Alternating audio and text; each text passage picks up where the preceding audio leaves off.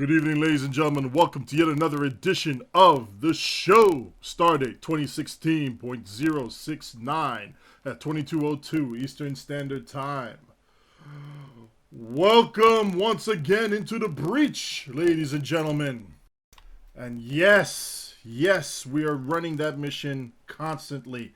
And if you haven't already been numbed to it by now on how easy the breach is, and how repetitive it is for all those people who have more than 4 tunes, I have no pity for you. Just go ahead and enjoy yourself and all that dill goodness and whatnot. For everybody else, enjoy it. The breach is back, even though it may be only for a short time, but enjoy it. It's still here. Good to see you all. I'm joined here by one of the best panel in the internet for STO and everything related to STO right here. Starting off with our main man, Chief Logistics Officer, Captain TimberWolf. Lead us off with a good howl, good sir.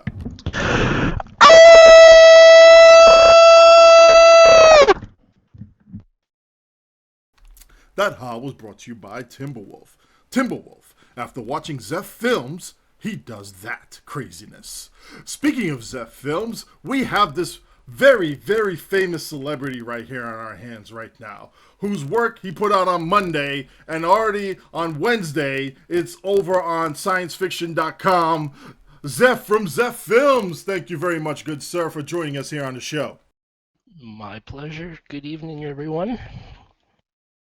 Now that you're a world-class celebrity, I want to take the time out to thank you for joining us on the show. Oh, God. I mean, you know how much paperwork it took to get him back on the show now. It takes a tremendous amount of paperwork. My desk is drowning just to get him on for next week's show, much less have him as a regular. It is astonishing. So how much do we have to pay you in order to get you on? At least you guys process paperwork faster than other people. Cough, cough. Oh, this is true. This is true. You know what? I think they need a lesson on how to do that paperwork there anyway. But you know what? Speaking of lessons, we'd like to thank our resident teacher here, TeacherKirby. Thank you for joining us here tonight on the show. Yes, it was a pain getting here. I'm coming at you guys live from the Walmart in my local town. My husband works there overnight because the power has been out in my home since 2 a.m. yesterday and has yet to return. Yeah. So fire your engineer. Yay! Fire your chief engineer at once. I haven't been able to get a hold of him. Comms are down. And he's been assimilated. Yeah, but know, hold right? on. Time out. Your Walmart has Wi-Fi? Yes, it does. Free Wi-Fi. Unlimited. Yay! Time to patch Tribble. No, hold on. I know, right? We're going to get back to that later. Sometime later on, because that sounds a little bit too cheesy. Right, SOB? Maybe. Yay. Chief of Cheesy Tactics here is coming at you with some news on even more goody cheese left and right that some people will enjoy. At least until they get rid of the strengthening strength and double debuffing powers and abilities, right? I don't feel that what I have to share tonight is cheese. I feel that it is a wonderfully balanced thing that actually needs a buff. AKA cheese that needs more cheese. We might not have Cam this week, but sarcasm detecting is off the charts right now. And filling in for our sarcasm detector, modifying his medical tricorder, we have our chief ironic medic, Captain MK. Kapla, good sir. So no sarcasm, but I hear that Alan's videos are banned in North Korea because they're pornographic. I have heard that as well. That ship porn is too good, man. It's too good. I did watch it, and I agree. It is just mildly pornographic there with the, ship porn for the win. I have to say this right now. Yes, we're tossing all these accolades over to Zeph Films, but seriously, when we first met this guy, we knew that there was something good with what he did here. He had a way of doing it. He has his own style, his own niche, and he just brought out the passion behind just showing the frames. Every shot he had meaning, and sometimes even 2 meanings behind it. So when he put this gem together, granted, he still went through some technical difficulties with it, but he still put it together, and he still put it together very nicely. Wouldn't be the show without technical difficulties. How much footage did you actually have to go through in demo records and time put into this, Zeph? Seriously. You want exact numbers? The Fraps footage. I actually didn't even get to use all the footage. Like, there was one shot of Morn that I wanted to put in there. I couldn't fit him in because the song wasn't long enough. And funny enough, this was one of the longer songs that I've ever used for like a cinematic video of this style. But I had 30 gigs of Frap files, and each of those files is like 30 seconds long, tops. Demo record wise, looking right now, I had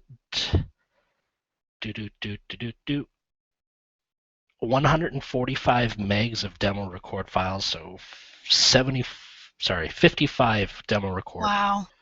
And that's just a lot of them, with the exception of some battle scenes, which I let the demo record run for about 30 seconds before stopping it. A lot of those is just quick, like 5-second like running of demo record before I stop it. So 145 megs in demo record files over 55 files here. And some of them are duplicates. There was one, the first contact scene that I did, that was completely done with Foundry. There was no PC players in that whatsoever. And one thing that I kept running into is the NPCs. Some NPC Federation ships started shooting off plasma torpedoes at the cube. There was one of those science abilities. It's one of the captain science abilities. Is it Scattering Field? That makes everything around you glow blue. So I obviously couldn't use that. So I kept having to reshoot and reshoot and reshoot. And the first contact scene, that was 9 files alone, just trying to redo it over and over and over again. So, but yeah, that was one of the most intensive ones. I had some help from people in the community. Odin got to partake in the recreation of the Generations battle with the Galaxy class shooting at the bird of prey before Deanna Troi drives the saucer into a planet. Yeah, Odin got to see firsthand how much work there is, and just getting like all the ship traits coming out, so you're not being spammed with all the secondary ship traits and all that stuff.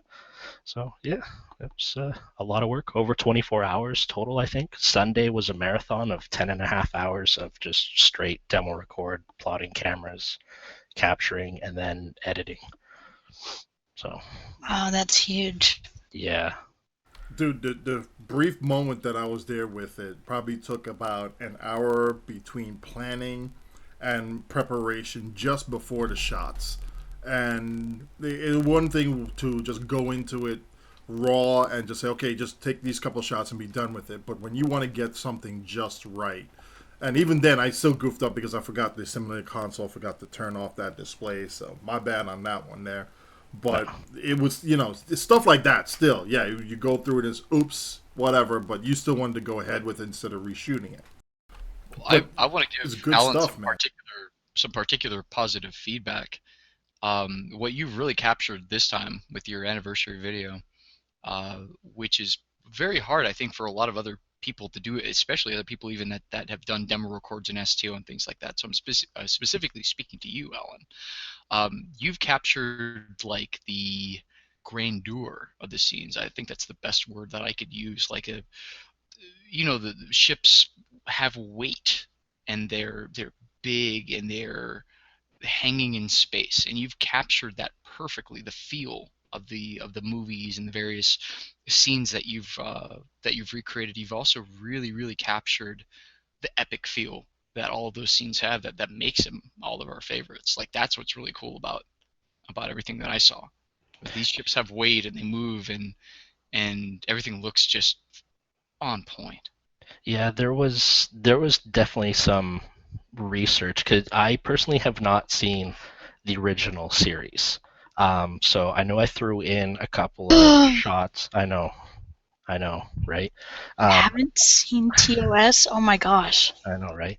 But I knew about the Planet Killer, and I knew about the Guardian, and I knew that those were two of the more notable episodes from the TOS era. There are others, but those were two that I knew of and that I wanted to recreate. So um, both of those shots were actual shots from the TV show. So there's the Guardian shot where you had Kirk in the yellow shirt, and then there was a blue shirt and 3 red shirts. And I actually brought up a still image of that shot from the TOS series, and then I sat there, like I ran through the mission, got to the gate, and then I positioned my bridge officers where they were standing in the picture.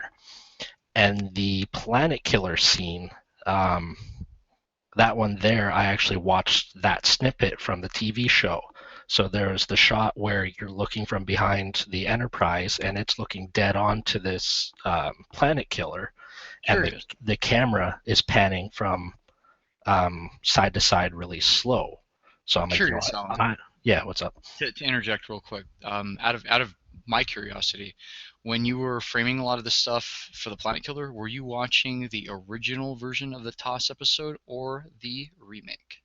The remake, if I remember correctly. There's a lot of stuff in the remake that's actually not a lot of shots and things like that aren't in the original, for that episode at least.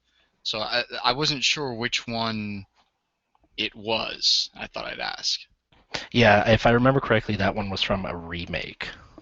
But I thought it looked really dope. I'm like, yeah, I gotta put this. The remake's not usually bad. They do things like fix phaser beam angles and add more detail to planet surfaces. It's not all bad. Some of it is a little but a lot of it's not bad. Yeah. So, but a lot of the shots in there was looking at an image of what I wanted to recreate and making sure I had it recreated properly, either with player versus player in a PvP map or constructing it to scale in Foundry. So yeah, this one used pretty much all elements of the STO, or what STO has to offer. So PvE, PvP, Foundry, like everything. Another person, Tanky, and I one day spent at least 2 hours just creating characters for to recreate the 5 captains, because I don't have a female character. So I had Tankia come, and he created Janeway and helped me create Cisco, Picard, Archer, and Kirk. And I was talking to Zeronius Rex about that. I can't remember what I asked her exactly, but she mentioned something about likeness rights, and that actors have likeness rights, and Shatner, Brent Spiner, and Leonard Nimoy had very, very strict likeness rights. So she suggested that I shoot them in a way that is kind of suggestive. So that's why you don't really see their face, but they're set up in a way that you would know who that is. Like my coworker, he's not really a Trekkie at all, but once he saw the scene with Picard and the shirt tug, he knew it was Picard, because that's the iconic thing that Picard always does. So it's yeah, it was a lot of fun, and we'll see what season 12 has to give. That'll be the next really big project, I think. Yeah, but I'm thinking, how the hell are you gonna outdo yourself on this one? But there's always something that'll come up and say, I'm actually, I have a serious concern that this will all go to Alan's head and he'll become just slightly less polite. I have a hard time taking all the compliments, honestly. I just you got Timber over on Facebook talking about fucking Hollywood and shit, and it's like, nah, man.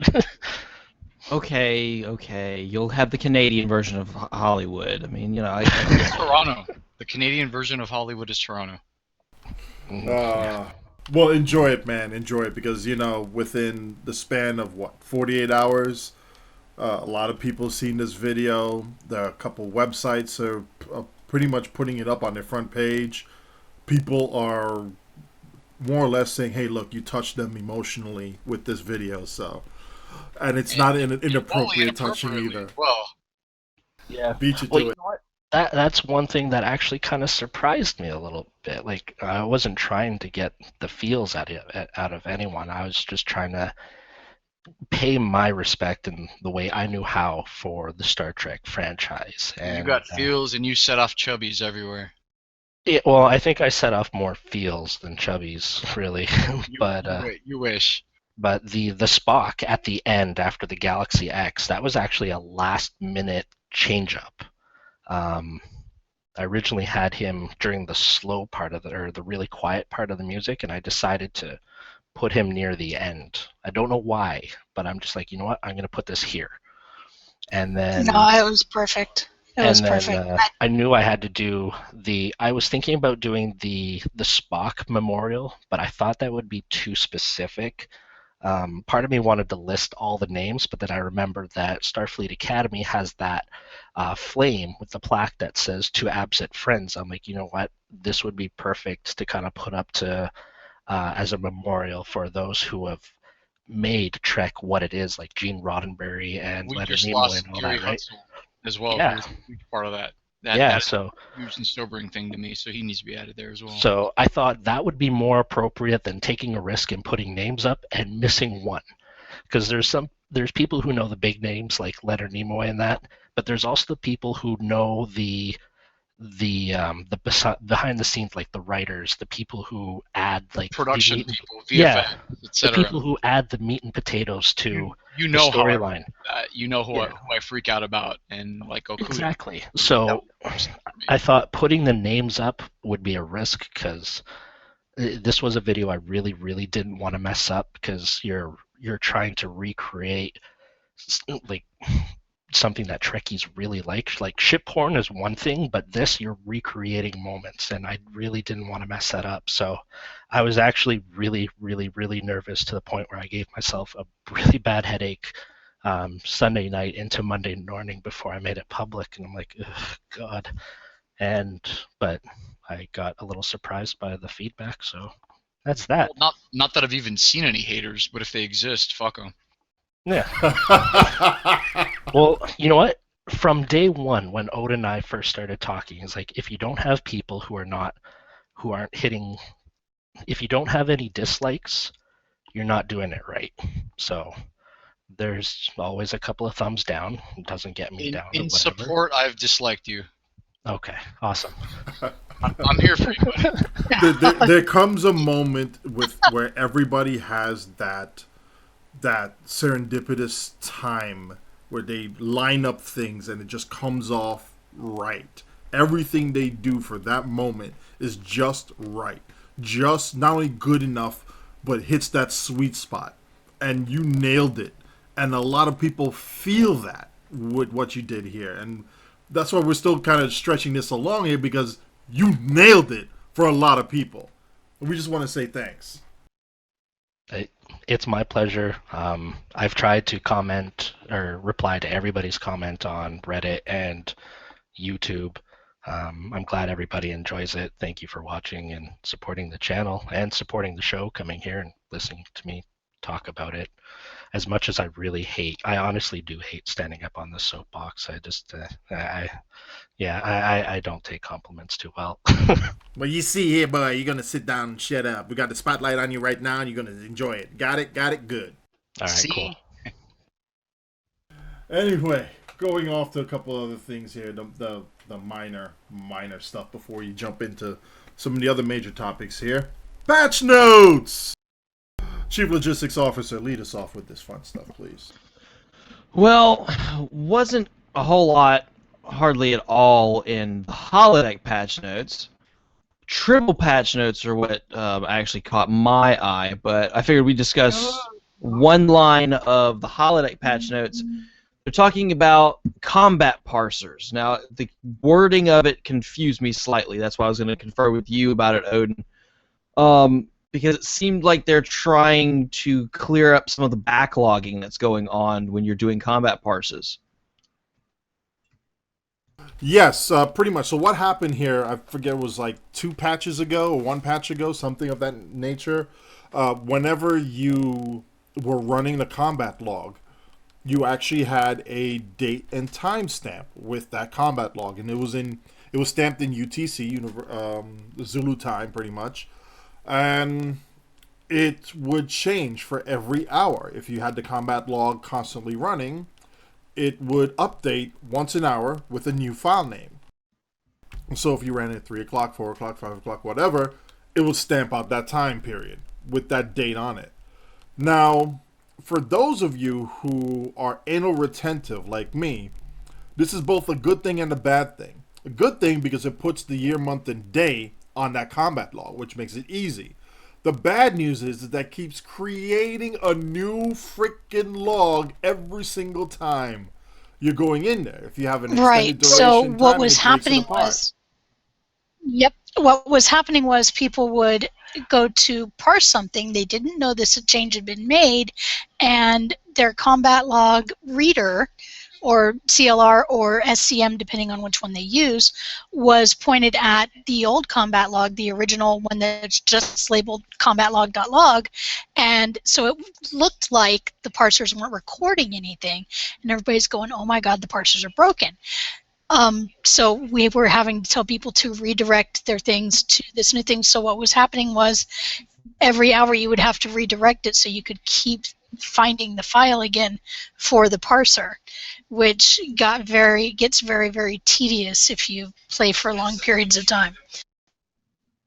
Which wouldn't be a problem, if you log it once, stop the log, go read it. Okay, that's fine. You just have to click one extra step over here. No big deal. It's all the other files in there that are also getting that hourly date and timestamp. That clogs up that entire freaking directory, and it's a pain in the butt to clean it all out. So, seeing that this is now a new feature brought onto the players, it has now been put into the game tomorrow. It'll now be available to you where you can use a command line to disable that. So We were told that was coming. I'm just want to get this straight here. Have they told us what the command line is? Yeah, it's actually in the patch notes itself, and we'll include it in the show notes as well. So I just want to get this straight here. A function that was not supposed to be enabled, it was enabled. It's adding more files into this directory here. And then it's making it a little bit inconvenience for people who actually want to read their combat logs, because it's spawning multiple log files now. Okay, not a big deal there. Let's just patch it so that it reverts back to what it used to be as a default, and we don't have to add a command line switch to shut it off.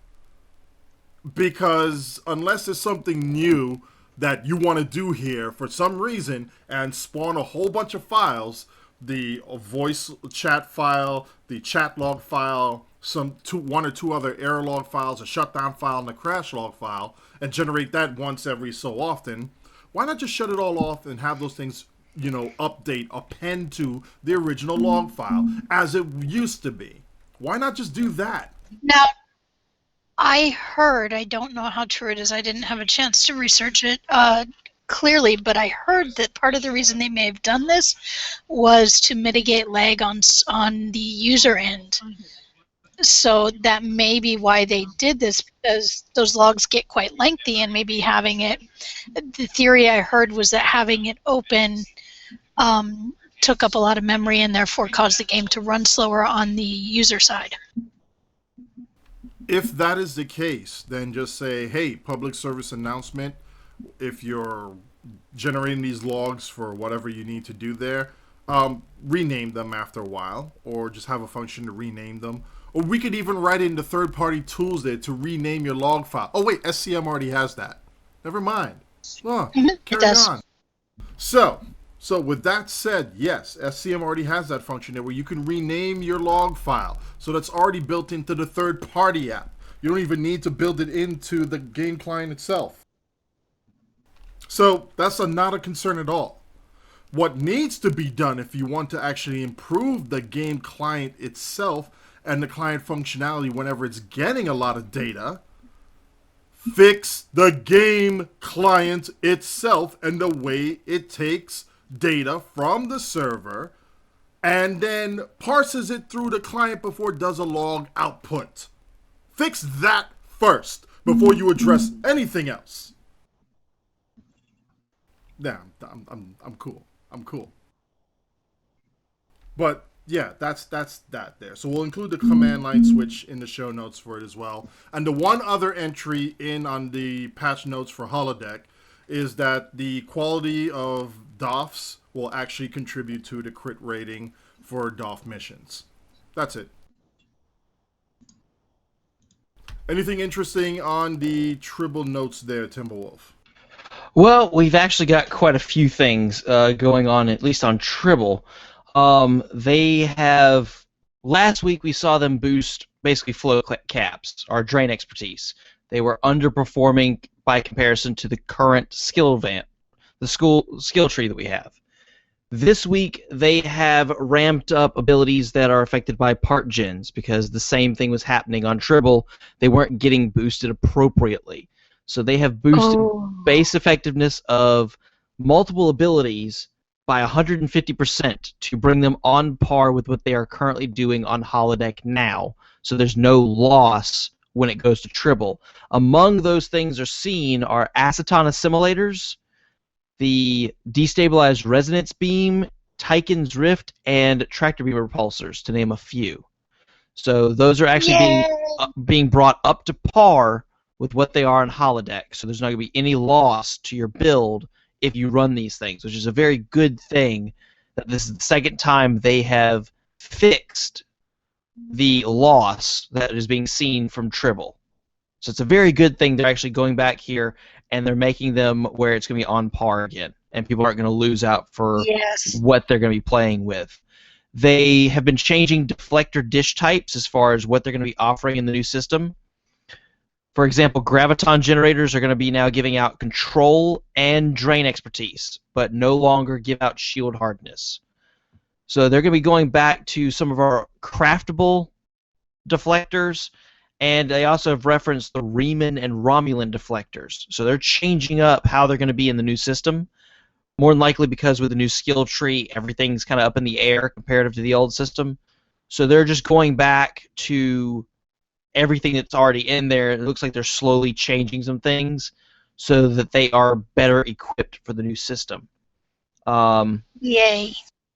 They fixed Inspirational Leader. It's giving correct bonuses. I mean, who runs a trait that's 500 million nowadays? Oh, wait, Spencer. They fixed Attack Pattern Omega, since it was causing a defense buff, apparently, to be boosted by other defense buffs. So that's been fixed, which is a good thing. We don't want anything broken and busted like Chemosite was. But they've got a lot of good fixes in here for the system. It does look like, once again, they are going through the feedback on the system, and they're actually addressing the issues that people are seeing. So all I can give them is praise on this one. Yep, keep it up. That's all I can do. There's still a lot that needs to be addressed, and I understand they only have so many man hours in a day, so I am one to spread the word on this. It's Tribble. It's still a work in progress. They have made that very clear. Very, very clear it's a work in progress. So we're going to feed them the data, and we're going to sit and let them work on it. Yes, they can get to your pet project as quickly as possible. Yeah, I have stuff on the wire too that I'm saying, look, man, Torp's underperforming, needs to be fixed, blah, blah, blah. Here are the same issues we've been dealing with for years and years and years. This is their chance for redemption. Let them have it. They're working hard at it. Let them do it. Absolutely. Yes, they are, and I do want to take the opportunity to say that they are actually doing a great job of putting it up with enough lead time. We're able to make comments. They're going in, they're listening to those comments, they're making changes based on those, and they are looking at our feedback. So keep making that constructive feedback, guys, so that they can get this working right for us. Let's give Bort some props too.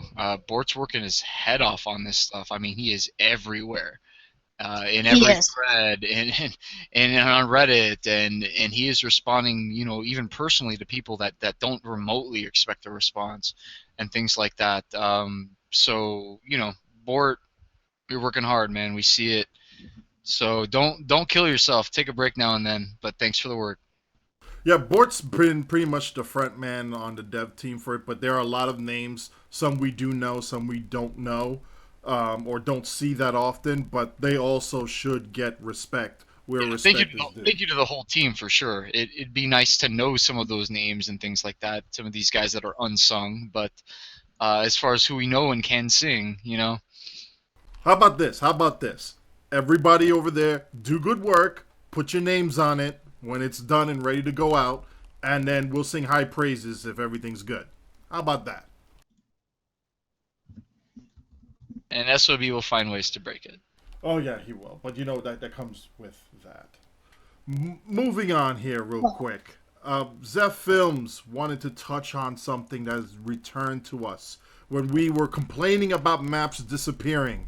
It came back, even if it's momentarily. At least it came back for a little bit. Okay, great. But what do you think, Zeph, about the return of the breach? Um, I know we all have I know we all have one piece of criticism in common, but let's start with the good. I'm glad that the breach is back. It is a fun STF to run. I really enjoy doing it with my friends and that. I've actually had good luck in pugs on normal mode, so I haven't been really screwed over by any AFKers, but I know some people have. But I know the big thing that people are kind of griping about is how do I put this? The walls and the arrows and Getting stuck. Yeah, the getting stuck on the walls is a little annoying, especially when you're in a Science Odyssey and you can't take corners like I can in my Valiant.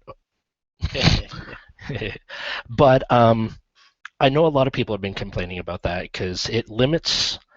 It's really just kind of spoon feeding the players. Like even in Elite, like before when we did the breach, you could split up. One person goes down the middle, two people go down the left, two people go down the right, or whatever you want to do. So I know the one sticking point with a lot of people has been these walls and all the arrows and that. Me personally, I don't mind the arrows inside the base too much because it's actually helped me get out after you finish the last thing. Because there's time, like I've done the breach a lot of times, but there's still times where I get myself all mixed up and lose where I'm going to go. But my suggestion for that, because there is some players who said, well, I've never done the breach before, so this is actually nice to have so I see where I need to go and how, like where I need to go to get things done. So I don't think these walls and arrows are needed in Elite. Chances are, if you're doing Elite, you know what you're doing, you're looking for a challenge, have at her. But I think this would be awesome to maybe introduce a new level of STFs, but call it tutorial. Maybe make it on par with normal, or maybe just have these borders in the normal mode. That way, when new players are trying out things for the first time, they can go into the normal or the tutorial level STF and be able to do this STF and possibly other STFs with these kind of visual aids. Like Kittimer would be really cool to have visual aids if you're a first-time player. Like even, in racing games where there's the ghost car and you kind of have to follow it to see where it's going, to see what your previous time and stuff like that. It would be cool if there was a tutorial version of ISA and there's a ghost ship or maybe just an NPC ship there that you're instructed to follow. So it'll take you through the paces of what you need to do and where you need to go within that ISA. So that's kind of my idea there for what they could do with the tutorial. So the the borders and the arrows I think is a good idea, but it's not necessary to put in all levels of STFs. The second gripe that I have is the amount of marks that you earn is not really different whether you do normal or elite. So I did 2 nights ago, I did normal, and I picked fleet marks, and I got 240 fleet marks, and that's with the daily bonus. And then I also have the fleet mark pool that you get from the lockboxes.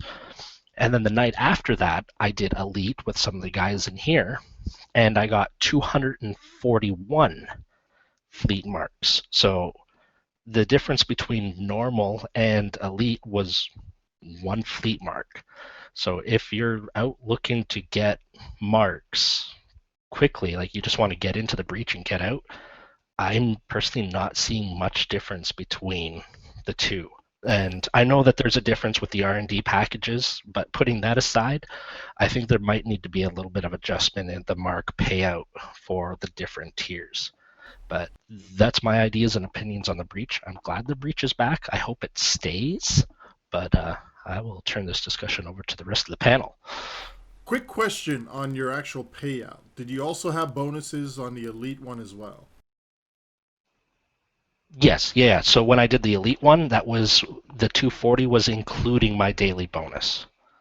Okay, daily bonus and the lockbox bonus for that as well, because we want to make sure we keep the comparisons the same under both conditions. Yeah, I think there was one normal where we didn't quite hit all the objectives, and the payout on the fleet marks was 231. I think that was last week, or late last week, or Saturday. I can't remember. Too much video editing. But it's the difference. It's like not even 10 marks difference. Well, Yeah.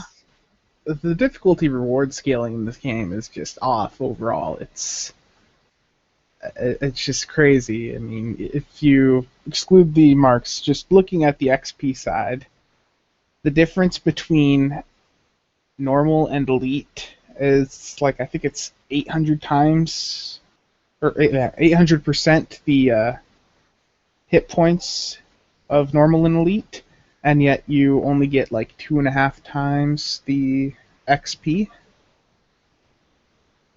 It just doesn't scale, and mark rewards scale even worse. It's just terrible.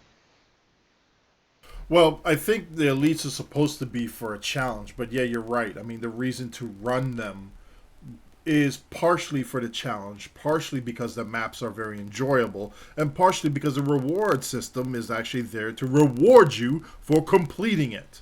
Wait. Challenging? Alright, I understand that. Look. Just because they changed Hive so that way it's not challenging anymore because those cubes don't resist all your freaking beams and plasma explosions as much as they used to. And you could blow through it now in about, 2 minutes and 35 seconds? Actually, there's a new record around 2 minutes, and we think we can potentially, if we do a few more tries, we're hoping to get it maybe to 90 seconds to 1:45. Oh, so much cheese. Mind you, ladies and gentlemen, he's talking about Hive Space Elite, where 2 weeks ago you actually needed at least 1 strong tank, 1 off tank, and a combination of 3 other players that either did all DPS, DPS support, straight up support healing with 2 strong DPS, whatever, in order to be able to clear it in under 5 minutes. This is true. However, there was a nerf, a stealth nerf to Hive Space Elite. The super resistant cubes are now gone, and that is one of the main factors why the time has dropped so significantly recently. And this is why beams with plasma explosions can literally go in there, fall, rock and roll, and whee, everything is dead. Yay! It's still tough. It's still tough, but it's not as tough as it was. I just want to point out that you don't actually need Valdor console for it now because stuff dies that fast. So, So what you're saying is the last real challenge in this game is gone. Yes, you don't even need the Valdor, which is really sad. I really hate to say it, but that the nerf to the resistant cubes really, and I have no idea why that was done. There was no call for it. No one was complaining that HSC was too, too hard. It's decently hard. There actually, before you speak, SOB, there was actually 2 individuals who spoke about the randomness of the type of cubes that spawned on there, and that would shift the variance between the runs. What they didn't realize was how frequently we ran HSC. We ran it as much as they ran ISA, and that much variance within it got normalized across the sheer multitude of runs that we did. Across how many runs that were actually being made, absolutely. Exactly. So that way we can actually see, okay, we have our DPS, here's our mean, here's our max, here's our min, and here's the average of them all. So, yeah, no big deal for us who constantly do HSC. I'm personally saddened to see it so easy mode now because you don't have this team and coordination and everything else now. You just go in there and fall everything to death. We've been given a lot of props on the transparency and the communication with Tribble and things like that because we call it as we see it. That's worth praise, and we praise them. And right now, this is not worth praise. This is worth calling out and saying, Cryptic, this is what we don't need you to do. Well, not only do you lack transparency, but there's no reason for the nerf in the first place. We need a difficulty above elite, and I want to just reply to a comment made in chat. Based on testing I've done over on Tribble, Steve, in patrols, elite Romulan patrols on Holodeck, where I would get 90 to 95k, over on Tribble with my Oxbat AP Torp Scimitar, I have actually seen a buff. I've had parses anywhere from 100 to 110k over there. It's unfortunately we're getting even more power creep. To the about the stealth nerf to the enemies and elite, could it be like there's been a few things that has happened in the game where it's been brought up to the developers and like, oh, we didn't know that happened, let us take a look into it. Could this possibly be one of those things, but because this is a nerf on the difficulty of the enemy's end, nobody's really said anything? It is known. Oh, is it? Yes. Yeah, it's been known. It was known very, very soon after it was done. And I mean, the change being made in the first place does not demonstrate the transparency that we should and do expect. Wait, sorry. It's known as in one of the developers have replied back and said, yes, this is working as intended, or? I haven't seen anything like that, personally. I haven't seen anything like that. I know the community, people who run Hive know. But I don't know anyone outside those groups that really knows. There was a message put out. Go on, sorry. From what I know, this was intentional. They're aware of how easy the queue is for us now. They are aware, and it's a sad change. Well, I guess my point is, the outcry just doesn't seem as much because it's not something that really messes what players have invested in, for example, Chemocyte and other things. Like, this is a nerf on the NPC side of things. So maybe there hasn't been enough of an outcry, like, oh my god, the elite is so easy now, why you do this? To make somebody from Crypt should prompt, okay, hold on, we done goofed. I don't know, I'm just trying to see it from both sides here. And me and my stupid unbiased opinion. Now, I think the best way to get attention, if you want, is when videos start getting posted of these sub 2-minute runs. Like, we were going at it a few times the other day, and unfortunately we encountered some very, very lovely lag and 2,000 ping spikes across the entire team, which is obviously on our end. I think that'll get a lot of attention on that. Sarcasm detected. And I do want to point out that the Hive runs we tried, we had no issues for the morning US hours, but afternoon we pretty much just gave up, and then we tried to run or two in the evening, and yeah, that was a mess. SOB, I've actually heard of people successfully pugging Hive Space Elite. Oh, this is true. I remember Proteus No. and I did Sad. that. Now, there's a reason why we went off on this tangent, and here's where I bring everything right back to where we start off with Zeph on this. The reward structure for Hive Normal, Advanced, and Elite, pre and post change to the difficulty, has not changed one iota. There's not much of a gain in rewards between Normal and Elite. In this case, the difficulty factor got toned down, in my opinion, tremendously. But yeah, okay, maybe it'll match what you're actually getting out as far as the rewards for it. Okay, maybe there. But in other maps, it doesn't.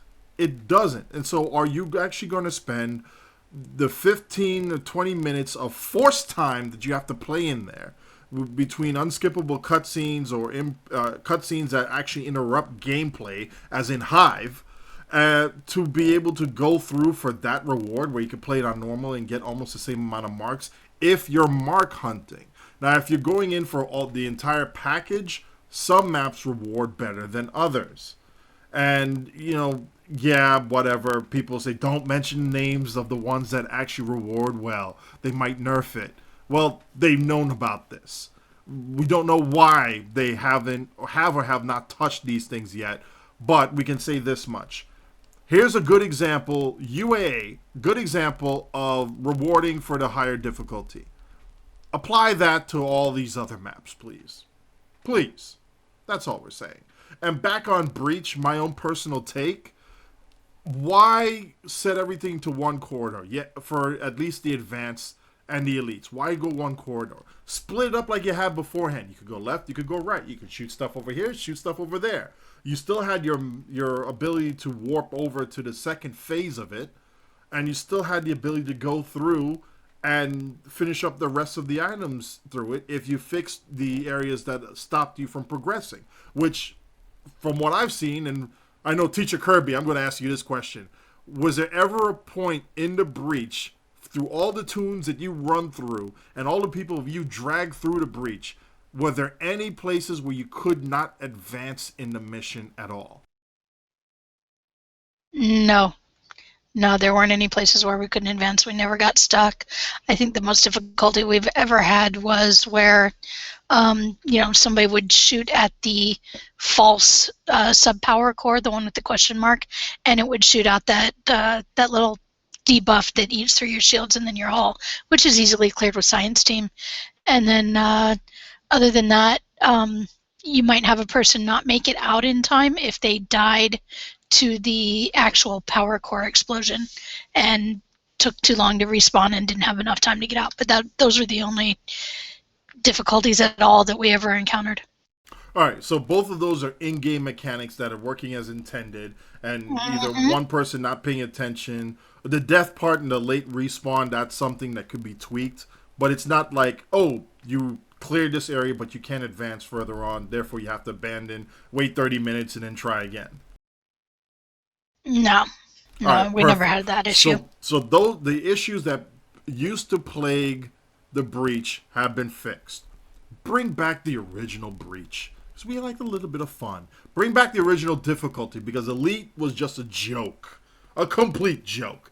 And yes, some people say, oh, you elitist, how dare you say stuff like that? What do you want to make it harder for? Because the rewards are not letting us, is not saying, hey, look, you know what, we're running Elite because we're getting more of a reward. So some of us actually want to do something called have a challenge. If we're not going to get a good payout for it, at least give us something and say, hey, this is actually good. We have to think and coordinate and work together in order to be able to beat this thing. Instead, it's just, okay, you fall first, I'll fall second, tip, tip, tip, done, move. And I thought for sure you were going to go full Cisco, or at least like 75% throttle Cisco. No, I'm saving that. I'm saving that baby for later. Anybody else? Thoughts on the Breach before we move on? I have ran it on my main character once, and I have decided that being it's not an account-wide unlock, I am not going to bother doing this event. It's just not worth the time for me. So you're saying it's something that you should consider to change this up. Go on, teacher. It is. I've been running it on all 14 of my alts, and it's taken me, let's see, I'll usually start at 4 in the afternoon and I'll finish somewhere around 11:30 midnight every day. But I mean, thank God I don't have to That's go worse into than work, spending the especially right night now. in- But yeah, that's actually compared to being at home right now, Walmart is better. So, Well, true that. but yeah. So yeah, it is a long grind, and really, I fully understand not everybody has the time to grind it like that, and it really needs to be an account-wide reward for the special item. You can reduce the dilithium rewards or even negate them altogether. That's fine with me, but the item should be an account-wide unlock. Now, the dill payout and some of the other rewards, that should be on a per toon basis. But the big reward item, yes, that should be an account-wide unlock. Because, especially if you get another toon now, oh, this would be nice for a new toon that's been made after this. Can't get this anymore. It's not too late to change it to make it retroactively an account unlock. Maybe they will. Hopefully. I'm still salty I hope so. that my lovely Delta recruit from that very big event last year can't use any of the previous event rewards. I can't get the lovely AP torp or my evasive cooldown con officer. That upsets me. Oh well. I guess we'll just have to suck it up and grin and bear it, right? Well, speaking of sucking up and As grinning the and teacher bearing that it, I work with, go on, teacher. I was going to say, as the teacher I work with often says, suck it up, buttercup. All this talking about grinding and sucking, you guys need to work on your phrasing. Look, DPS After Dark starts in about an hour, okay? So chill with that. Anyway. Hey, you could do an impromptu stream. Now, I just want to say I put a link into the show notes for a spreadsheet I made a while back on the reward versus difficulty payouts. It's quite a good look. It's pretty sad how poorly elite and advanced reward compared to normal. Thank you for the spreadsheet, and we'll definitely be posting that in on the notes. What's this here I'm seeing here about Borticus on Contraband? So there was a rumor going around that they were going to nerf Contraband. This was a false rumor, but Borticus did comment that they have no plans to do anything right now, but they could potentially see tuning the turn-in values at some point, or adding a cooldown timer that only ticks while online, something to reduce or eliminate botting. Now, I don't like that at all.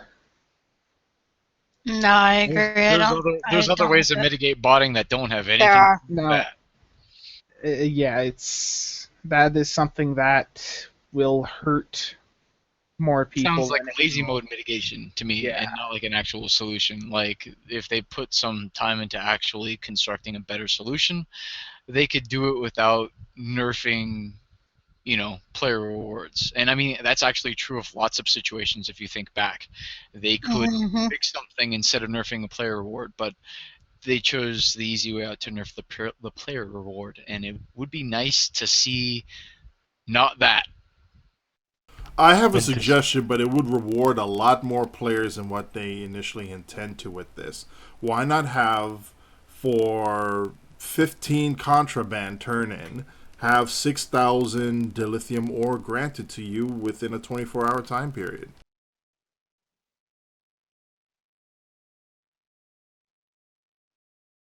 I just wanted to say a little disclaimer.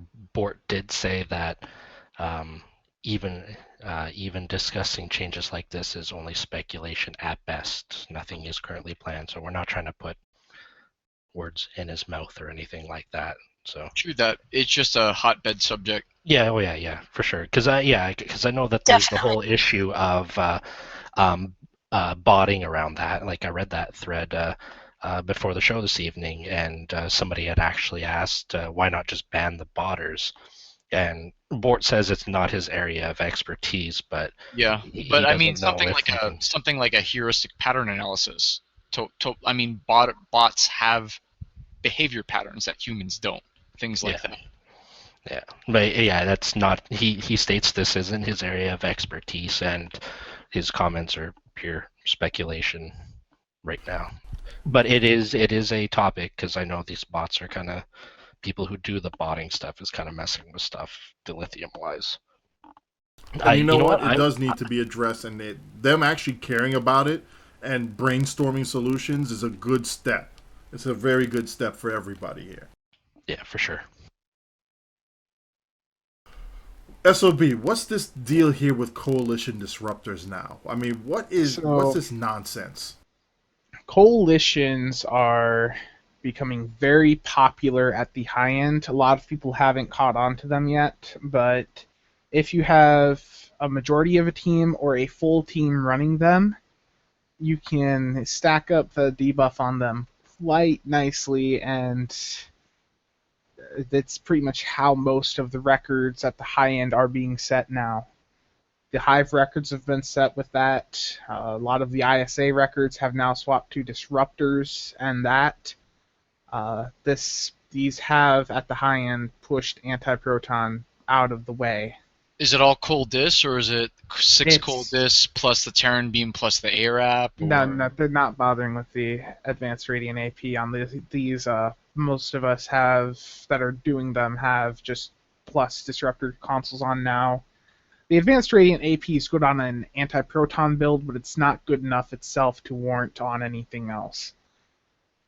Compared to the Terran beam, which on these builds we are doing the Terran beam plus 6 or 7 coalition disruptors. The only issues with coalitions are you get more out of these than you do pen weapons on debuff wise. Roger. From testing so far. That's actually good for our audience to know, because that's not a very common case. If you get one stack of coalition proc, I believe from the numbers that's basically equivalent to pen. I might be slightly off, but in our testing it worked out about the same.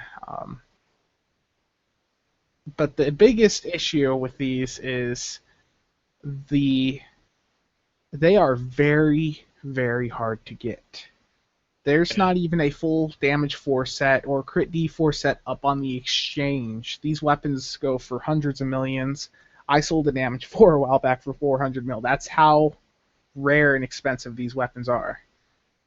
Well, I mean, really the best way to get it is to get the boxes off the exchange that haven't been opened yet and open them on a low-level alt to get them at Mark II and then upgrade the ones that come out the best. That's the cheapest and best way to get it. You're better off doing that, getting the Mark IV level. I've done a lot of the upgrades on the Mark IIs, and it came back to bite me, and it was bad. Now, the question is, though, SOB, going to a full... I guess this is taken in a team context, right? I mean, all 5 people. Yes. Or whatever. But in that context, is it enough? You're talking about the cost, and this cost is significant. It does not sound like it's worth it for most of our listeners to change what they've got or to move from even like the plus beam meta. A lot of folks aren't even there yet. You know, a lot of folks are running AP sets and things like that. There's nothing wrong with that. But would you say this is for pretty much the folks chasing the records and not for most people? I would say that, but there's one other factor that significantly impacts it. These weapons are, for some reason, I have no idea why, I believe actually these are the only weapons that are out of a lockbox post Delta Rising that have a character bind. You can't just swap these around on your account. When you put them on a character, they are locked there. That's a pain in the ass. That is painful. For the cost of a full set of like damage 4s to get that over time and then have it only one character can use it, it's just absurd. So I would only recommend people going for the absolute record setting to go with these, but if they ever change them to be account-wide weapons like all other recent lockbox weapons, then I would say it might be worth looking into getting a off-mod set. My caveat already is that because of the upcoming significant changes to the skill system, including hull penetration, they may not end up being, things could change. And so the personal advice that I am giving myself and following is I'm not making any major changes until the skill revamp, just to see what happens to these types of builds that deal with resists, because that's all changing real soon. Ernest. Yeah, that's exactly what I was bringing up. Ernest's question in there. Go on. From what I know and from what we've seen so far, now we can't fully test because the PvEQs are still kicking us out on Tribble. And the system's still in flux, dude. There's no way it's done. Yeah, there's still some stuff being tweaked, but for the most part, we did not see an impact over on Tribble in testing. When we were doing solo elite patrols, we saw an increase. It looks like the... Yeah, but were you running like a hull pen and shield pen? Were you running any points in any of that? I believe Mark was doing the coalition testing. I believe he had at least 2 or 3 points in both. Because that could potentially be a game changer. Now, SOB, like, strictly speaking, I don't even know if that stuff works yet. Yeah, it's too soon to tell. Actually, like, off the top of my head, I want to say I don't think it does yet. But when it's implemented, all of this stuff is going to have to go back and have to be retested again. Not like we're not going to learn anything or that we wasted time by testing before, but we're going to have to test this all again. And to Ernest there, the changes to resistances on Tribble, from what I've seen so far, do precisely that. They affect team combat much more than solo combat, which we haven't been able to test really that much. It's tough to quantify team combat sometimes in numbers alone. It's tough to say what contribution you made. I foresee the changes to damage resistances impacting beta stacking and sensor analysis the most. Those are the 2 big ones I see, but once again, we need more testing. Oh no! Very heavily on. No more nerfs to recluses. How are we gonna nanny ourselves up to high DPS numbers now? Sarcasm detected. Stop dying. Spam spacebar. Bring a medic. DPS. Word. Yeah. All right. So one question I have here: the strengthening strengths and changes to resistances should be live on Tribble now, correct? It went live a week ago. This isn't even my final form. Yeah, the change is already there. It's been there for at least a week. Yeah, but it's just a matter of actually getting a team group into one of the test maps in order to be able to figure out whether it's actually working or not. Which is probably kind of hard to set up.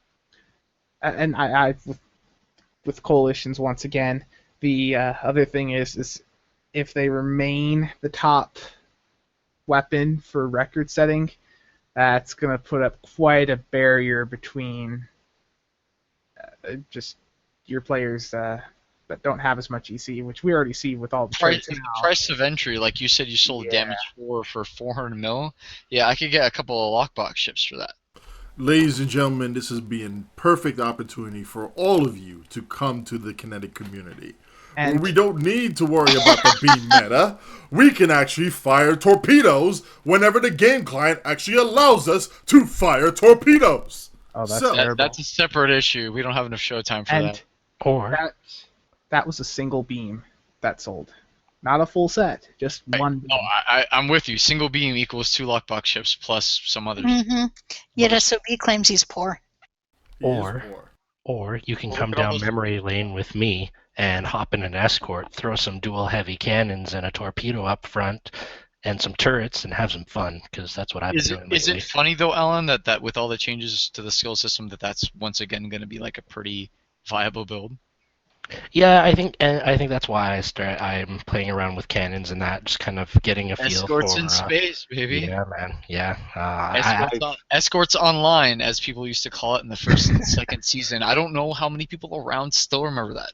But back before it was cruiser beamboats, the meta was escorts and cannons. Escorts and cannons, yep. Plasma cannons, I remember at one point, too. Tax and escorts. There is one other thing debuff related.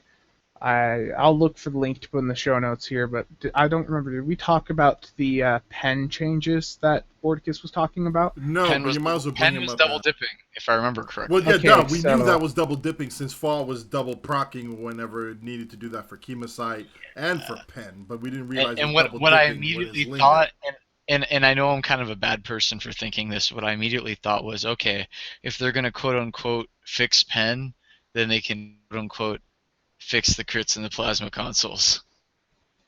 So with Pen, they are looking at fixing the way that it stacks, especially under fire at will. Which, if they do this, a Pen is going to see a nice hit. Pen will still be the top modifier, but not by as much as it is now. Yep. Its effectiveness would essentially be halved, from what I recall. I don't have the numbers in front of me. That's what I read as well. So, Which I mean, means that's fairly significant for all these folks that invested in these pen beams. And that further pushes, if coalitions remain the same, that further pushes that high-end meta towards coalitions. And it also edges the main meta towards beam consoles, Terran beam, etc., except you wouldn't necessarily have to rely on the rest of the beams being penned so much. So, in a way, I hate to say it, but it might actually make builds a little bit more accessible, though I'm not a fan of the change. Now, just remembering, I believe Pen would still be like 2 to 3% better than damage or crit D under these changes. Yeah, but at those single percentage points, and especially if you're not, those 2 or 3 percentage points only matters to a small part of the community. Most folks are fine with stuff that's not purely optimal, and like I said, I hate the change, but it could have a decent impact on the ability of people to acquire gear that's still pretty good for a lower price. In other words, making Pen not so great will make it more okay for people to run suboptimal mods on their weapons. Speaking of which, we had to bring up one other thing. I was going to save this for next week, but I just wanted to say, from the kinetic community, we've done testing with Torpedo Spread, Quantum Phase, and Neutronic. And we could definitely say this. We knew there was a nerf coming. We got it.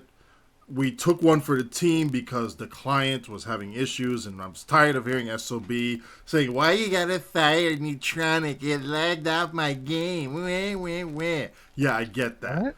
But freaking hell, torpedoes got nerfed to all heck. That AoE explosion at your main target does not come close to doing nearly enough damage as what they were prior to the change. Now, it doesn't need to proc and constantly proc for all the targets as they were close by, but just proc on that target only. Make your Torp Spread for Neutronic and Quantum Phase proc only on that target, and that should be enough. This right now is completely gutting it as far as the damage components is concerned. Gutted.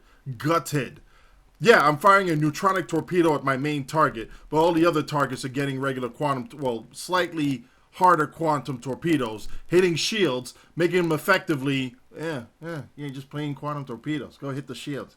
You got no damage done to it. I guess that's it. No. Fix that. That needs to be fixed. We're being robbed. Also, I know this is reported. Yeah, a little bit. Quantum phase, high yield, and shield frequency modulation cannot be ran together because, ding, ding, ding, shield frequency modulation. The thing is supposed to help your shield stay up and strong, blocks the quantum phase high yield shield heal.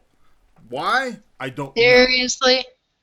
I don't know. I didn't make it. I don't know, but that needs to be fixed. It does. I'm done with my rant. Okay. Now, we're going on to the videos here, and I know we've raved and oohed and awed about Zeph Films and about how he's on ScienceFiction.com and how he's the greatest filmmaker since Kubrick and all the others out there. Yes, we get it there. TimberWolf, you have a video out there too, don't you? I have 2 of them, but I didn't want to take from Zeph's fanfare first. No. Just put 2 on there. Get the links on there. Describe them real quick for us, and then we'll throw it out on the show notes. We started off this week with The Breach. I wanted to do a Breach event highlighting the new event that we've all been playing. And, of course, I had to bring our good buddy Tankia around, and he showed how that you can use your Delta Alliance Warp Core, the blink, basically. Oh, yeah, I was in that run with you, dude. That was so funny. You can use the teleport on the warp core and bypass the starting block. When you're in the starting block, you can do full impulse. You're stuck there for a minute. If you use the Delta Alliance core, you can blink past that, and while the rest of the players are stuck for waiting for the timer, you're already in your trench run, blowing through the content. In that video, but by the time we got released on the official timer, he was already 250 kilometers ahead of us, and he'd finished most of the trench for us. Yeah. Well, because he was in his gotta go fast boat. He had already finished it. That's what he told me. He is already past the second generator you blow up, going towards the end of the initial trench run, going on phase 2. Yeah. So yeah, it was a fun thing to broadcast and show off. Breach is fun. I do like the trench run. The second one just got released 30 minutes ago, and I want to give a big shout out to Luke Critter for continuing to work with me on this. We released a review video of the Galore class. I've been going back and doing some of the older ships, showing off their effectiveness in all of this new crap that we have to deal with. So we did a full review with the 602 Club. We actually have an all Galore class ISA in there. Great starship. First run with it in 6 months since I got it, and I parsed 87K in that boat. No deaths. And it's inspired me to do an all Galore class PvP match, just to see what kind of shenanigans we can come up with there. But the Galore class, I know it's one of the oldest. You're such a space 1%, Timber. Whatever. Seriously. Whatever. I only got this thing because it was donated to me. I'm not like Spencer and can just sell 2 weapons and buy a starship. I have to actually either beg or wait for donations. But it's still a good ship, even though it's incredibly old. So it's still worth the price of admission to get that starship. And the spiral waves are still pretty excellent in PvP, actually. Well, that's what I stated in my review. I don't use the spiral waves on this actual build. I do have them in the PvP matches we're going to show off. But thanks to the damage modifier changes that happened in the last few months, these spiral waves are actually a lot more effective than what they used to be. So it's definitely worth buying the starship, not just for the starship itself, but these disruptors are better than what they were previously, and are definitely going to work with any other disruptor weapons that you can pick up, Coalition, Terran Task Force, what have you. So definitely worth checking into. Of course, always check for Luke Critter. He's got great blogs going up on his website, and he does deal with me doing all of these reviews and shenanigans. Excellent. Excellent. Now, before I go on a Cisco rant, everybody, class is in session. Teacher Kirby, teach us a lesson. Okay, so the whip sound effect. All right, so this week I did as my teacher's corner. We've been talking a lot about getting the tier 6 ship pack, and that costs Zen. Of course, a lot of people don't have that. So I decided to do my teacher's corner. It was time on how to farm contraband to turn over for dilithium. So it's actually quite easy. You need a KDF character, which is easy to make. Has to be level 10, which right now is a good time to do it since there's the extra XP. But yeah, it needs to be so that you can use the doffing, and I show you exactly where to go, what type of officers you need to get for it. You can set it up using white duty officers. You can get on a low number run where you're not getting a lot of missions. You can get 12 missions easy in just a couple minutes. Doff missions, let them run their course, come back 4 hours later when the contraband's done turning in, and collect, and you do that like twice a day, and you get enough to keep 2 tunes and dilithium maxed out. And it's really, really simple and easy to do. I don't advocate using a bot for it. It's easy enough to do on your own, very quick to do so. And I show you exactly where to go and how to do it. Thank you very much, teacher. Why don't you take us off to This Week in Trek, please? Sure. So, This Week in Trek, where to go? There it is. Okay, so March 9th, 1967, the episode The Devil in the Dark from the original series aired, and that's the one with the Hortas. So that's where we first saw the Hortas. In 1961, Sputnik 9 launched a dog named Chernushka and a fake man named Ivan Ivanovich into space. And that's off of Twitter. And Yuri Gagarin's birthday, 1934 to 1968, is in March, and he was the first human in space. Yeah, it's Yuri Gagarin, and he said, when he was being blasted off, he said, "Aekole!" It means, let's go! Which means, cool. He was seriously like Russia's version of Chuck Yeager. He was a beast. No. Awesome. The man was a short runt, but could beat up a bear. And he went No fear. No fear. I mean, basically, at least at the time, history does have to admit that Soviet technology was well behind U.S. technology in terms of safety and everything else, hence the N-1 blowing up on the launch pad, etc., etc. Do you know how brave he was to be the first man in space? Yeah, hugely brave, because, yeah. Gagarin was friggin', he had giant titanium nuts. I think titanium is too weak for him, which ironically, they made a statue of him out of titanium because he was that tough. Because there's a ton of it in Russia. Yeah. Nice. Yes. All the titanium that went to the SR-71 was bought through front companies from Russia. They sold it to us. They just didn't know it.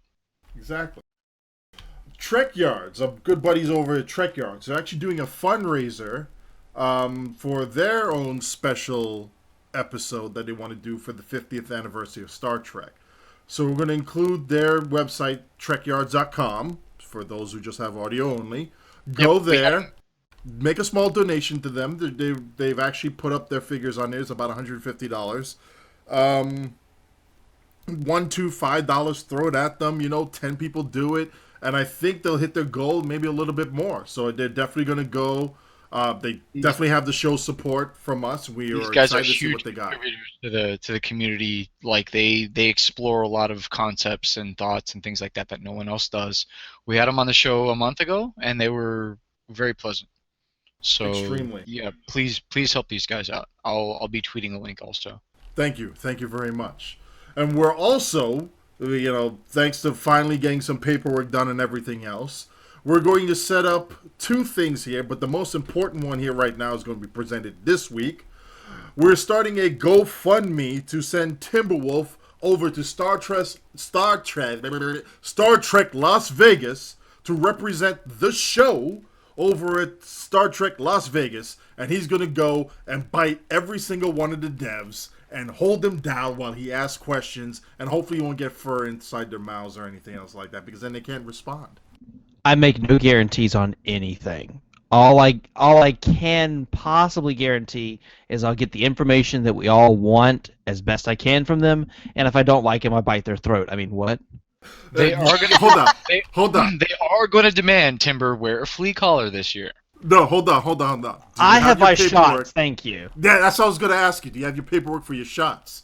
Yes, I have my paperwork for my shots. I have my paperwork for all the equipment, and I have paperwork that's already been signed saying it's a letter of indemnification that if I do bite anyone, I am not liable. I'm sure Maria Don't would forget the tell you. grooming brush. And do you Yes. have an approved crate to go into the storage of the airplane? No, well, you see, Yes, here's yes, the and thing. it's 400 square foot, and I can sleep in it, so it's nice. You see, here's the thing, though. That's one of the reasons why we're going to put that in the outline on the GoFundMe. You're actually going to know exactly what the money is going for. So it's not like, hey, just give me a bunch of money and be done with it. No, it's going to be outlined. It's going to be outlined so you know exactly what's getting funded. And if by some miracle we're going to raise more money than what it is to send TimberWolf, we'll send our chief information officer, Sarcasm Detector, next on that line for any overflow. And then from there next will be TeacherKirby. And from next, well, whoever else wants to go next. I don't know. Can we actually send Spencer? Is he old enough yet? Will he stay awake? Will he actually do something there? Will he not intimidate the He devs by hasn't doing all that DPS?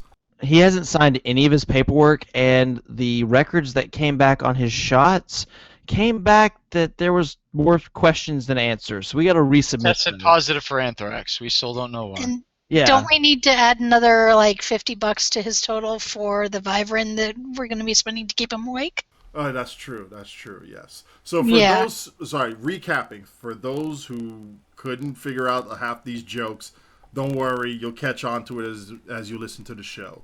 But we are starting a GoFundMe to send TimberWolf over to Star Trek Las Vegas so he can grill the devs. I mean, hold them down for questions and answers. Probably sometime, over at, liquor hour or something. And then get as much information as possible so that he can relay it to all of us and we can send it to you. That's what we like to do. And the plan is that I will be also broadcasting for the show live from Las Vegas. So if I can get potentially someone to actually be half drunk, half neck bitten to be on the show, they might be live. You never know. There was a lot of drunkenness and debauchery and general mayhem last year, for sure. I'm just saying, and Many we're not talking about the regular Wednesday night show. It might be an impromptu show on Friday night during the middle of the convention. You never we will know. do a worldwide relay on this one. Don't worry about it. You just start speaking, we'll broadcast it. So we are done with that fun stuff. Link will be in the show notes. Everybody will get it here. Real quick, when we wrap up right here, two things here for SciTech. What do you have here, TimberWolf, on this one? Because I remember we talked about this beforehand, and I actually took a class on organic solar cells, and this is something here that'll actually help as the substrate for it. But you take this one away first, and I'll just fill in. Well, I found this, Facebook is amazing with all the groups that I'm a part of. And this one is about a nanometer thick graphene film. Now, they're saying originally that it was just too thin and not absorbent enough. It could barely trap light when it comes to energy. However, they have been working with an unlikely source from the article that is going to help radically change that, and it's called moth eyes. So they are combining what looks like components of moth eyes into this graphene film. Like a compound eye? Yes. And what it's supposed to do is tremendously increase the amount of light that it can trap when it comes to energy conversion. It sounds like they're like 3D printing a bunch of micro lenses or something.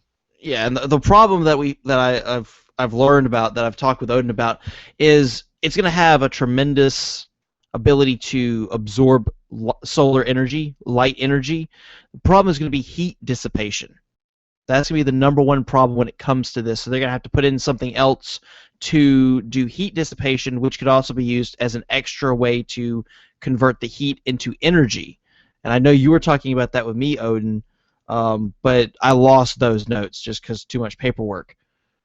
Don't worry about it. Yeah, it's something that's still in development.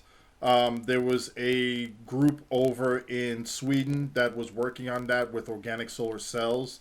And there's another group, I'm trying to remember exactly where, and I want to say it's Germany, where they're working on actually drawing some of the heat and converting that into energy while working with the photon capture for converting those photons into electricity directly. So instead of just getting, hey, look, solar light rays, yay, and then ignore the heat, no, it's trap as much of that energy as possible and convert as much of that into electricity, so that way we can increase the efficiency for each panel.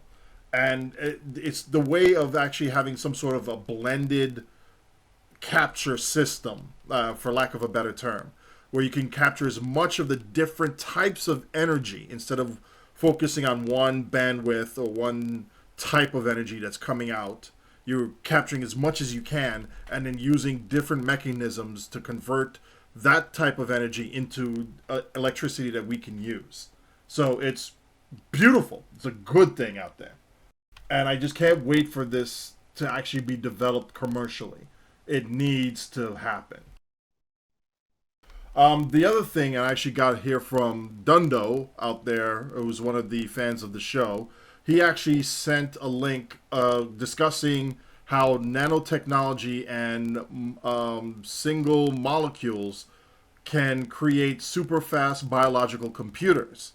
And the way this works is that with your standard electrical computer, you're getting really, really fast computations, but those computations happen linearly. Only one instruction can be done, the value for that given, and then put out.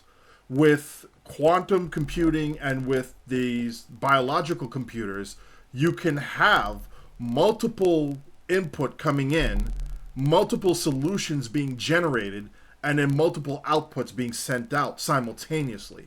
That just puts your computing power to orders of magnitudes higher than what you have based off of techniques that we are using right now. The amount of computing power that you have in your iPhone right now makes everything that we've done in the 1960s and 70s to send men to the moon look like child's play. And by that next order of magnitude, this molecular computer, a biological molecular computer, would make that iPhone look like somebody's Etch-a-Sketch. And it'd just be dumb, stupid. Why are we bothering with this silly thing here? I want this computational program here that's going to predict what I'm going to do based off of my previous habits, and then even extrapolate to know what I'm probably going to crave on a moment's notice, or what situation may come about here, or predict when the next asteroid is going to come and impact Earth, or who knows what. But is a lot to be done with this, and we're just barely scratching the surface. So we need to be able to encourage a lot of kids right now, so that 20 and 30 years from now, they'll be able to give us not only the technology, but the toys that we get to play with when we're older, and they get to make our civilization better. And we're one step closer to the utopia that we're trying to build for humanity. So yeah, I'm done with my rant. Any closing thoughts? Science is awesome. I can't wait for Yes, my it millimeter is. thick smartphone to flash 12 o'clock. No, but that does speak to why it is that we really need to, why teachers are pushing teaching technology in the classroom. And this is one thing that I am really big on. And it's, what really hit home for me was when I was sitting in a professional development workshop one day, and they said to us, the top 25 jobs in this country didn't exist 10 years ago. And every one of them is in the technology field.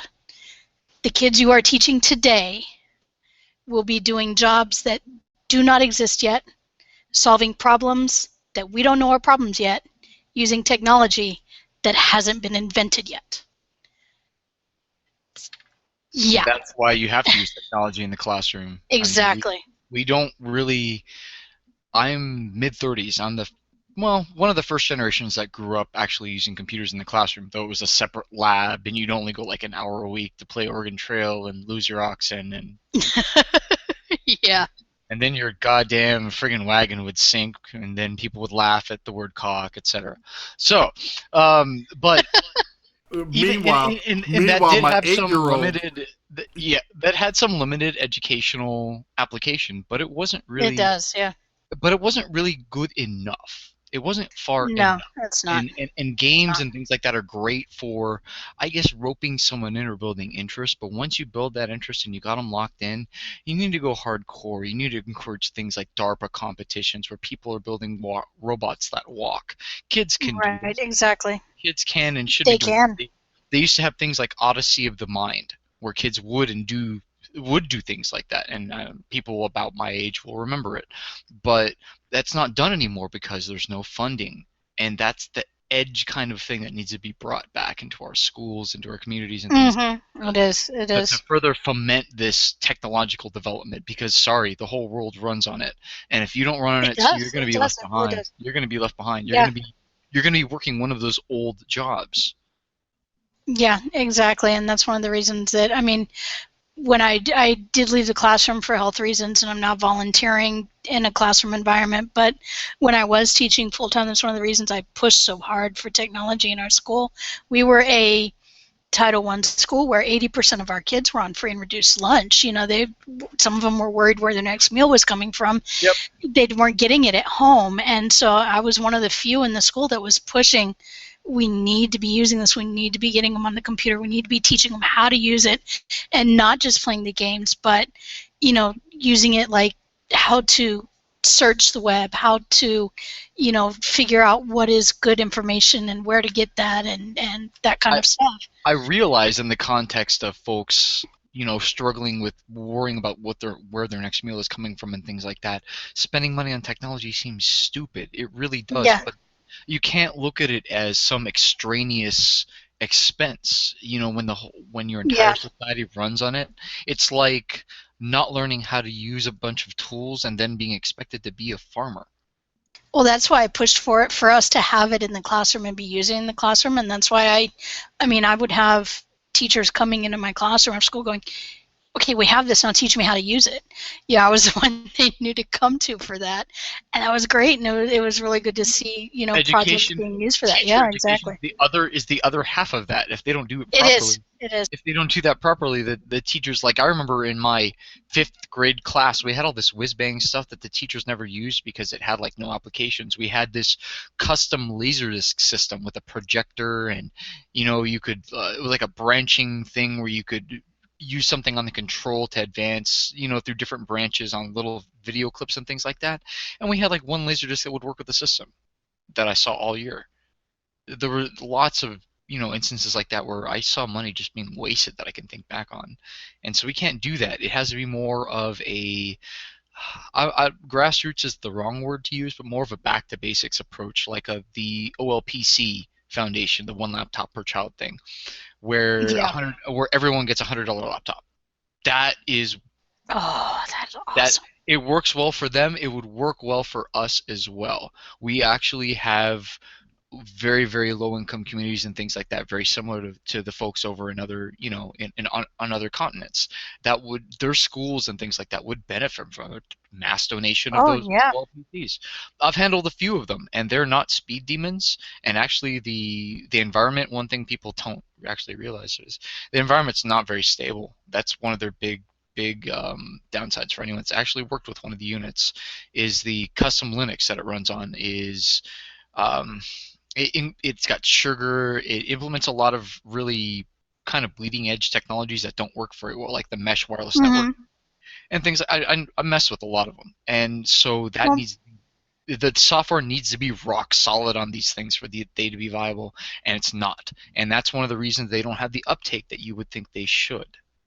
You know, I was really lucky. I was able to get it written as part of my senior project when I was doing my master's degree, to get a 1-to-1 ratio of laptops in my classroom.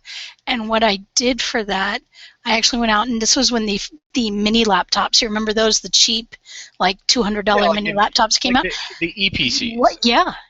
Well, it was, the little Asus, like 3-point, you know, the really tiny screen ones. And I had a whole, like, netbooks. 28 of them. I ended up with 28 of them in my classroom that were mine. I purchased them out of pocket. I managed to get it funded.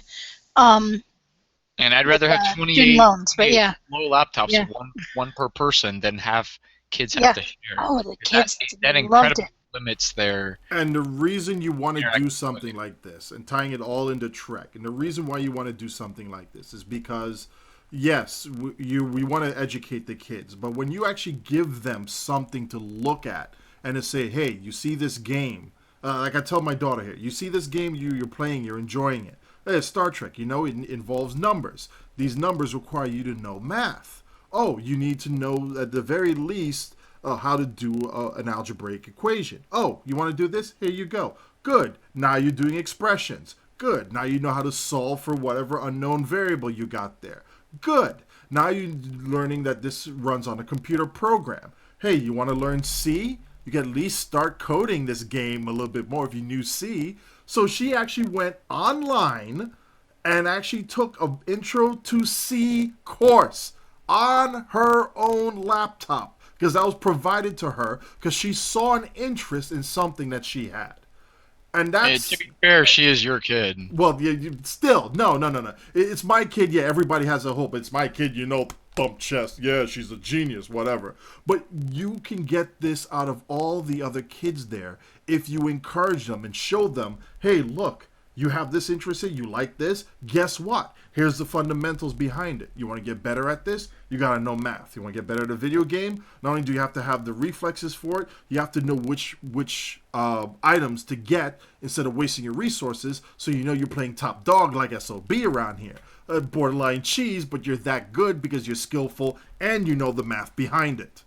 There you go. Now you want to make a game that's better than what you're playing right now? Then you need to know how to code. Well, you got a nice laptop here. You start writing the code out for it. You have access to the net so you can take tutorials. You can learn more about how to actually code for free because somebody else put that work out there for free because somebody thought, hey, you know what? If I do this here for free, other people will benefit. Then they will do something that I'll later on benefit from. Just like that Star Trek philosophy that we keep getting around here, you know? We're actually building a society to be better for everybody to benefit from.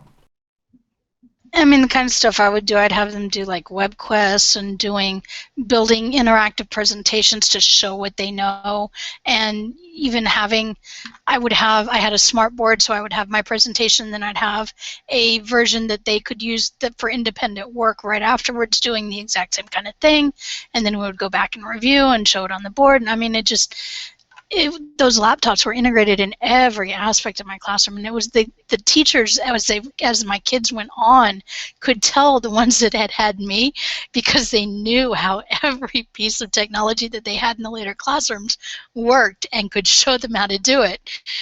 And it was very interesting to hear that. But yeah, I mean, you know, the kids loved it. The other teachers were astonished. You know, I mean, I remember we had a monthly test we had to take on the computer in the computer lab, and my kids would come in. The kids would have to log in with a username and a password. Simple thing, right? I had second graders at the time. The tech coordinator was astonished. My kids, I had these cards, and they had their login, their username, their login on it. The kids just went to the computer, went right up, typed in their username, typed in their password, off to the races. He told me none of the class, not even the 5th grade classes, which were the top of the school, had their kids able to log in like that. And mine were doing it within a month at the start of the school year. Yeah, and that just shows that they can learn. And these are kids that half of them don't even have computers at home. You know, so they soak it up so quickly, and it's so important that we get it out there to them. And do it early and often. Yes, yes. All right, ladies and gentlemen, I want to say on behalf of everybody here on the show, Captain TimberWolf, Captain SOB, Madam TeacherKirby, Chief Instructor of them all, please no whips tonight. Oh, Captain MK, Chief Ironic Medic, and our Chief Undercover Intelligence Officer is not here tonight. Oh, and somebody who's world famous, I can't even say his name because he's so damn famous, Zeph Films! This is Old Night. I got a quick shout out too. Shout out. Do the shout out real quick. Because I forgot it last week. And so I do apologize, but our buddy Bagel has a new project that you guys don't know about yet. And I wanted to make a quick shout out to it. There is a new subreddit, R Cheap Deeps. It doesn't really compete with STO Builds. STO Builds is about well, at least in my opinion, it's about squeezing the very last bit of performance out of your build. Our cheap deeps is going to be about doing it on the super cheap. That is spelled cheap, like regular cheap, and deeps like DEEPZ are cheap deeps. If you'd care to come and visit us, we're trying to build the community there, and we're trying to be cheap bastards about it. Handle business. Yeah, we actually featured that and linked it beforehand, but Oh, good. you know what? Okay. Good shout out. It's still good shout out. We'll still do I it. was if we did that, I totally wasn't aware because I was Dude, supposed to. Bagel's my boy. I got him covered. It's already good. Good man, because I All forgot last week. All right, everybody. We'll see you all in game. Have a good night. Good night. Good night, folks. Good night.